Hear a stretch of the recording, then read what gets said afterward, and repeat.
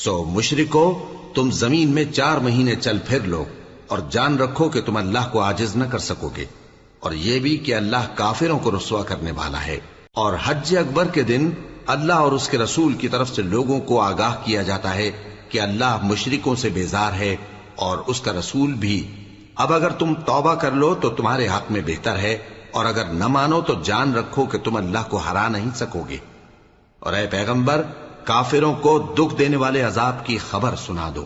البتہ جن مشرکوں کے ساتھ تم نے عہد کیا ہو اور انہوں نے تمہارا کسی طرح کا قصور نہ کیا ہو اور نہ تمہارے مقابلے میں کسی کی مدد کی ہو، تو جس مدت تک ان کے ساتھ عہد کیا ہو اسے پورا کرو، کہ اللہ پرہیزگاروں کو دوست رکھتا ہے۔